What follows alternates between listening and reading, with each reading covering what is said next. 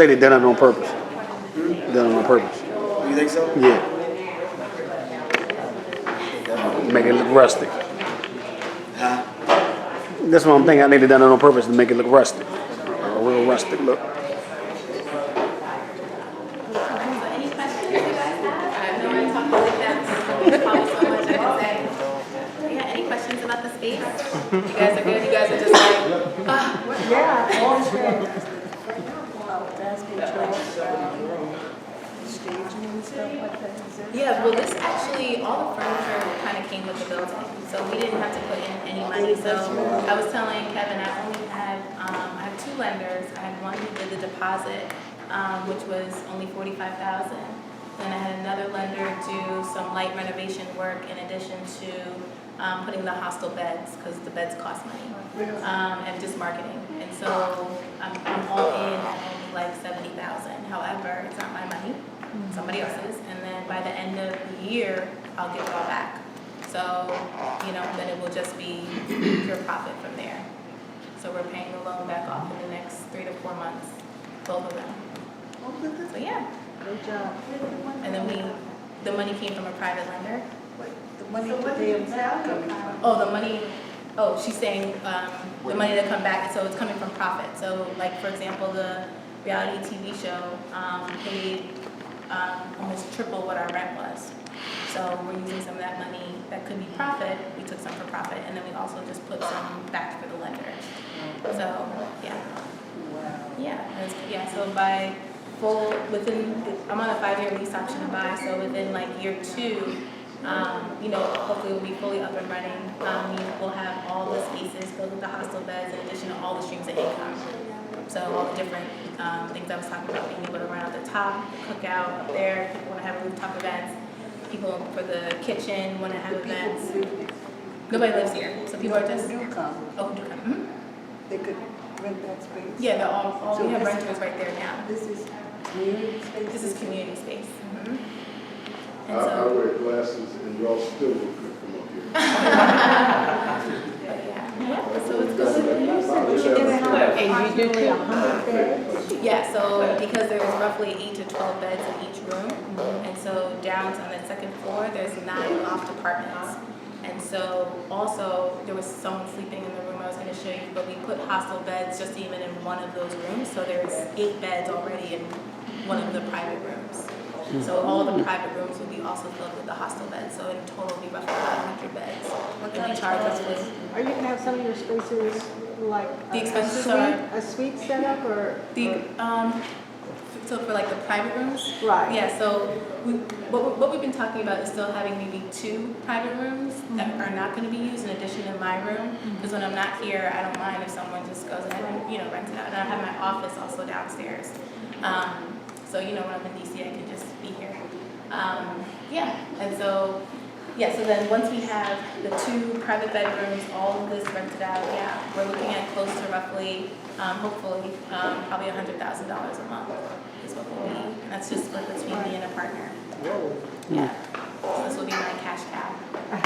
So so it's a lot of work, but I also am going to have managers. So I already have one manager who I told could, take a break because he's been working nonstop. And so there will be roughly 5 managers who will then have to be on site. We'll have their living expenses paid for. So we want to pay for rent in DC, in addition to probably maybe 3 to 5% of the total profits to actually manage the building. So manage the WeWork space, manage the events, and they'll take turns and shifts. So it'll be 5. You project a net profit at this stage, you already have that figure? In the full net profit, what I'm trying to get to is roughly $100,000 a month. Right now, it's probably, our last profit that we just had was $40K. So we use some of that back. That was from the reality TV show. So we use some of that back for buying more beds, paying the lender back. So, How much per month? Depends. It could range from $55 a bed all the way up to $100. If people rent out the whole space, it can be like $1,000, $2,000 a day. A day? Yeah, a day. A day. So it depends. It's the summertime, so summertime is the highest peak for international travel. So we've just been constantly booked. So I haven't even had friends or any family even stay here because it's just constantly there's no space.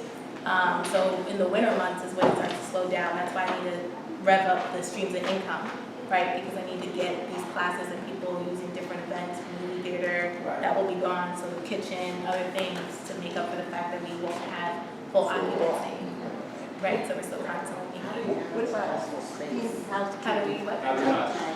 Yeah, so it's on Airbnb, it's on luxury listings, it's on vacation rentals, VRO, it's on like 8 different sites. We also do Craigslist posting in different countries, so people come over, they know exactly where to find it. We're on a lot of hostel sites, we're also on Expedia, Hotwire, so we're on a lot of the common travel sites as well. And you said cleaning, yeah, so we have Amie, that's our biggest expense, because we have Amie come every day to turn over all the beds.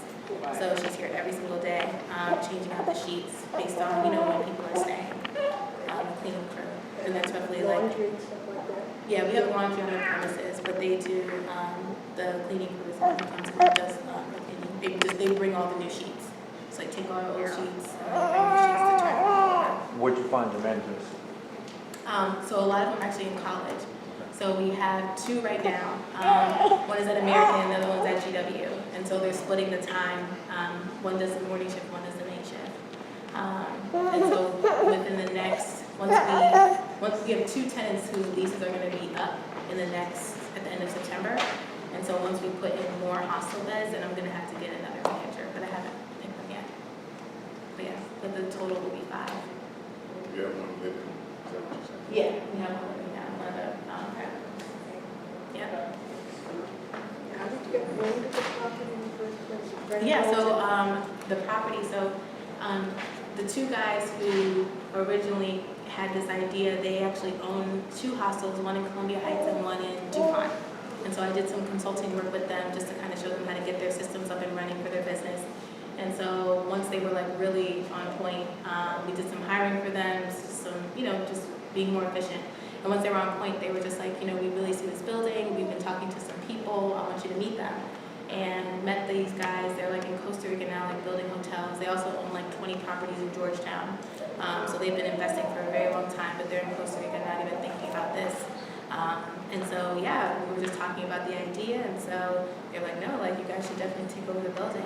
And so we just put a proposal together, sent it to them, and they were for it. And so, yeah, I have the option to buy it, or I can have a buyer come in and buy the building, so I don't have to put all that money out and just still keep the lease. Yeah.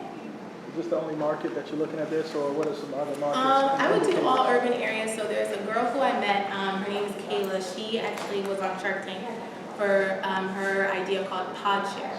And so she made it to the final round. It was her and like one other girl. I met her when I went to LA. She has a Podshare in Hollywood, California. And so her and I talked about the idea of her doing a Podshare space, not in this property. There was one that we were looking at closer to Virginia that could be something like the McLean-Tyson area. But it's still like in the top. But I would love her Podshare is like, so right now we just have hostel beds, right? But Podshare is like your own community space. Like it's bunk beds, but then you have your own TV and your own iPad. And so it's just very trendy. Yeah, and so imagine like, so we have hostel beds just kind of in the middle of the room, right? But what she has is she has like these like, like wooden bunk beds all on the outskirts. And each bed has its own TV, laptop, own little fridge. So it's kind of, you have your own little community space. And so she, on Shark Tank, they gave her, she's in the final round to do another one in LA. And so I was talking about the idea of us doing one on the East Coast, and she was really open to it. So I talked about finding the space, so maybe we can partner to do a pod share. She has a really unique concept that I really like. What do you do about bathrooms?